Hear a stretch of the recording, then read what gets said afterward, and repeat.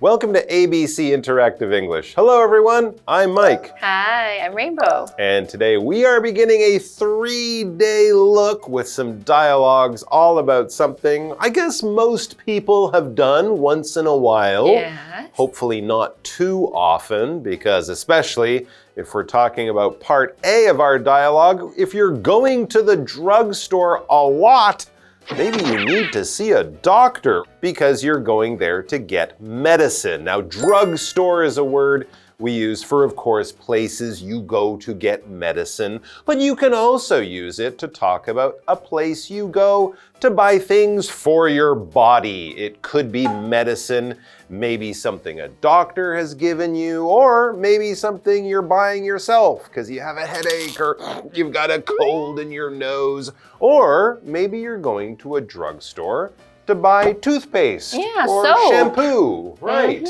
So there's lots of reasons. You know what? Drugstores are one of my favorite places to go. Because you're sick and need lots of medicine? Not at all. I like looking at the products. I really like reading labels, especially drugstores in other countries. Okay. Because they sell different products from in Taiwan. True. I like going to Japanese drugstores. They have lots of very special products. But I was sick in Japan once. I had a cold.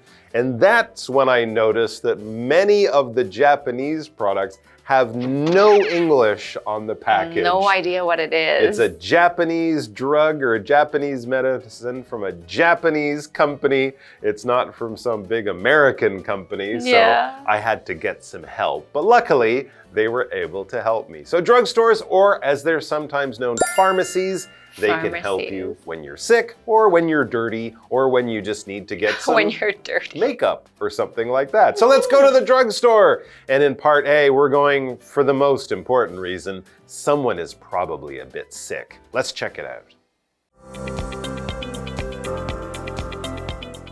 Robert is talking to a pharmacist. Hi, I'm here to pick up a prescription for Robert Good. How about that? I just finished filling it and have it right here. The chances of this happening are slim to none. Right? So, this bottle has medicine for your stomach pains.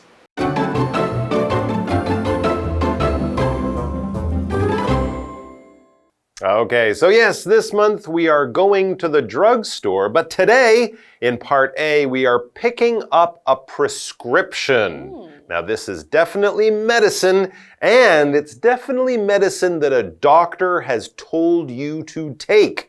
That's basically what a prescription is. Exactly. It's that piece of paper, and you get that doctor's note, or it could be typed out and printed out, and then you have to take that to the drugstore before you can get the medicine, because you can't just buy that off the counter. It has to be prescribed or given by a doctor, and that little piece of paper is called a prescription. Yeah.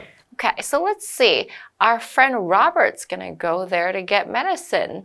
The article says Robert is talking to a pharmacist. Okay, so Robert is the sick guy, and the pharmacist is the person working in the drugstore. A pharmacist, this is a professional job. They have to go to a medical type of school, and they are experts in all the types of drugs or medicines that people will normally take when they are sick. They're great because they can give you lots of advice, and they can also make sure that one medicine won't mix with another medicine you're taking in a bad way and make you feel sick. Point. So if you have any questions about medicine or what to take when you're sick, the pharmacist, who sometimes work at hospitals, but also work in drugstores. They are the people to talk to. All right, so Robert walks in, the door goes ding ding, and Robert says, "Hi, I'm here to pick up a prescription for Robert Good." Doesn't mean Robert is good, that's his name, Mr. Robert Good.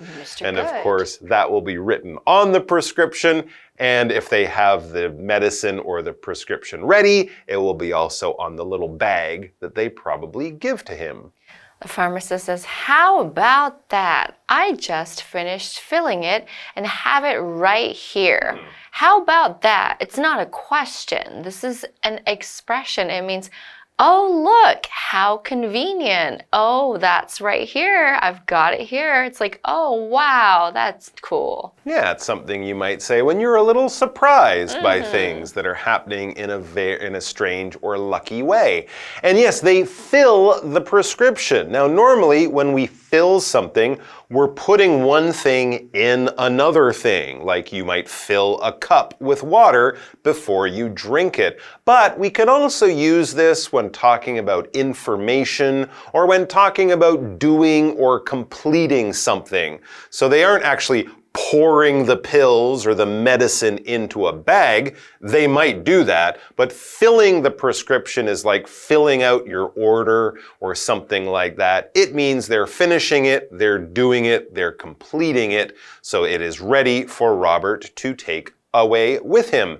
Robert says the chances of this happening are slim to none. So here he's still talking about the little surprise that he's had, and the pharmacist also has, that he is there right when the pharmacist has finished getting his medicine ready. If the chances of something happening are slim to none, that means there is very little chance of something like that happening. Slim meaning small, none meaning zero. So for example, if you are on holiday in Argentina and you meet your school friend who you haven't seen in 20 years, that is amazing. What an amazing surprise. What a coincidence. The chances of that happening, you meeting on top of a mountain in Argentina, are very small, are slim to none. Pharmacist is right. So this bottle has medicine for your stomach pains. That's what Robert was there for. Okay.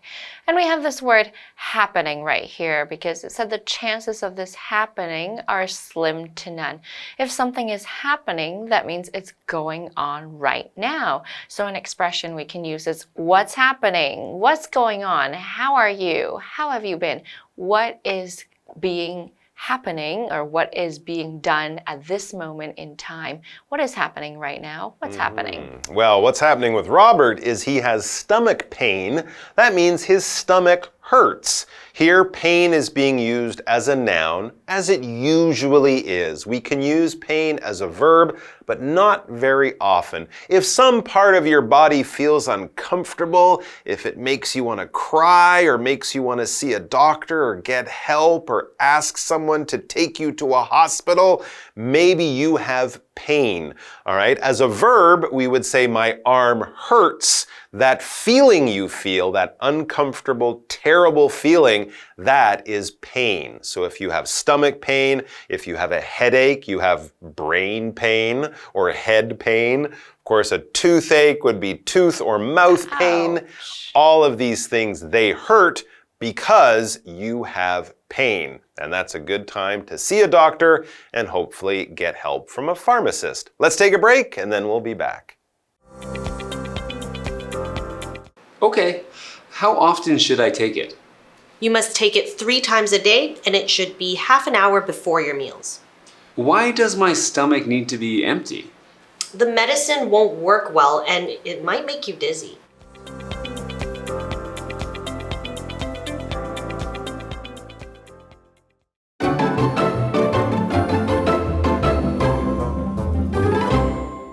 All right, we are back with Robert at the drugstore. The pharmacist there has just gotten his medicine ready or filled his prescription just as Robert walked in. Robert is there to get some medicine for a stomach ache or stomach pain.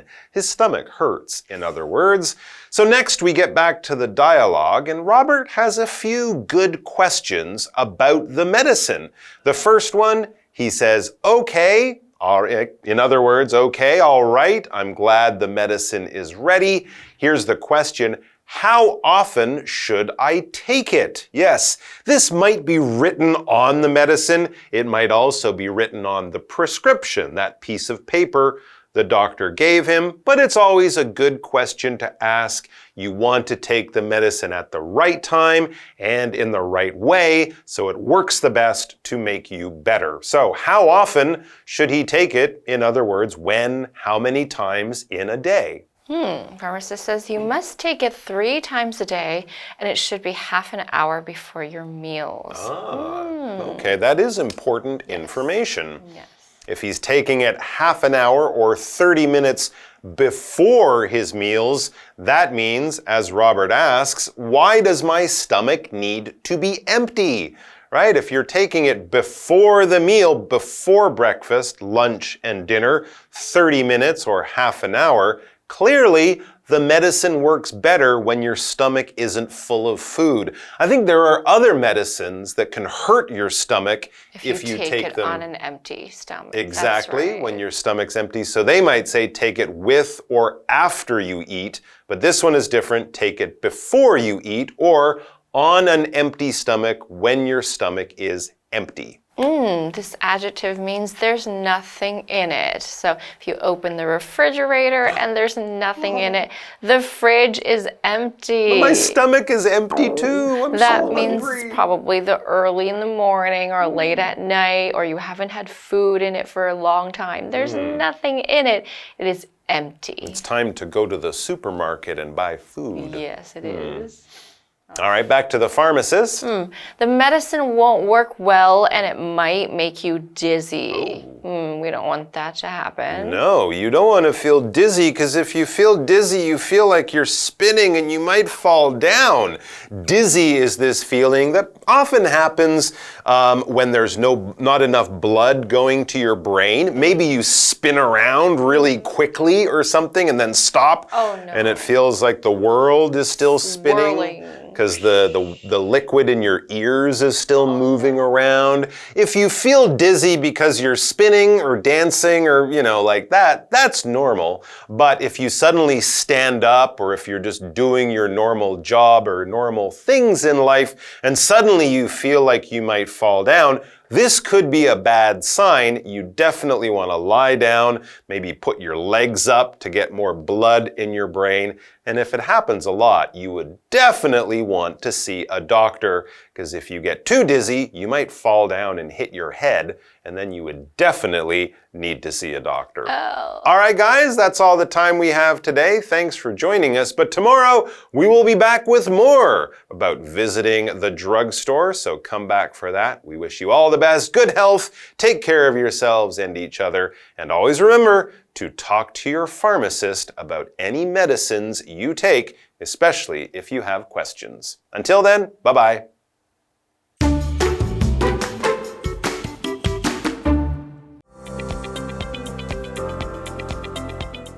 Robert is talking to a pharmacist.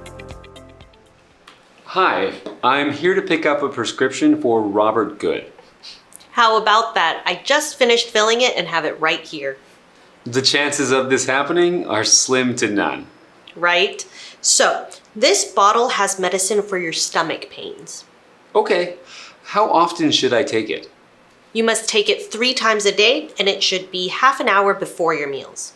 Why does my stomach need to be empty? The medicine won't work well, and it might make you dizzy.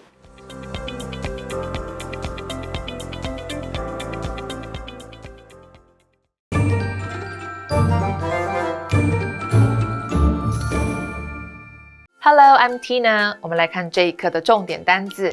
第一个 fill 动词提供满足。The new company filled the demand in the market. 新的公司满足了市场的需求。Demand 指的是需求。下一个单字 pain 名词疼痛。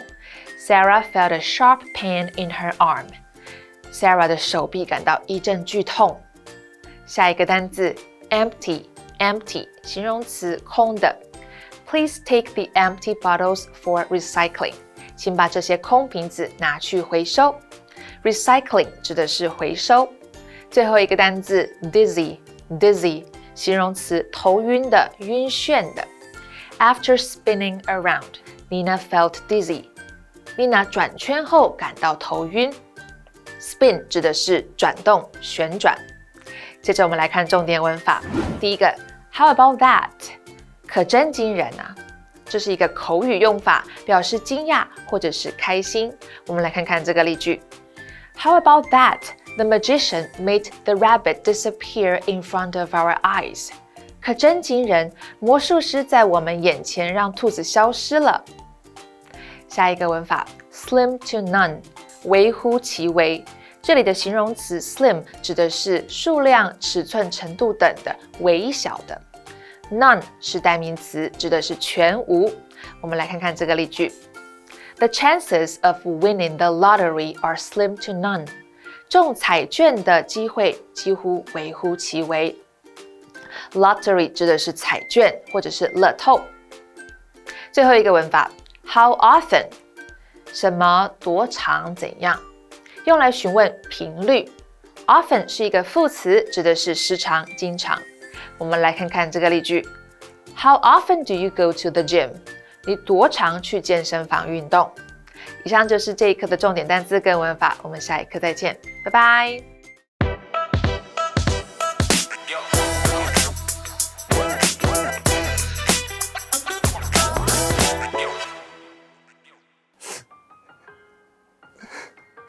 This is really touching.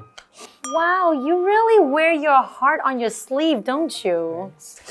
Wait, wear my heart on my sleeve? What are you talking about? My heart's not on my sleeve. That doesn't even make sense. No. It just means that you're not afraid to show your emotions. That's what wear your heart on your sleeve means. Oh. It's okay. Let's keep going. Okay.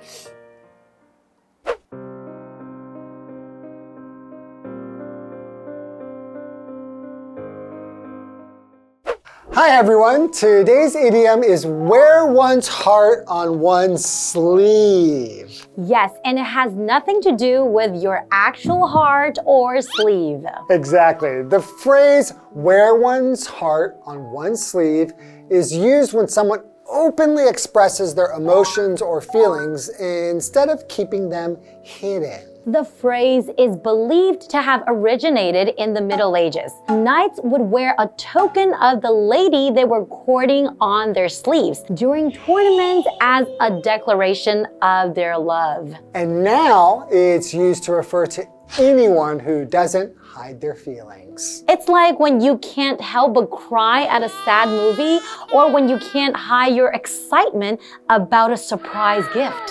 Right, or for example, if someone is very open about their feelings for someone else, you could say that person wears their heart on their sleeve. So remember, it's okay to wear your heart on your sleeve. It shows that you are genuine and honest. Absolutely, Karen. That's all for today. We'll see you guys next time. Bye-bye. Bye-bye.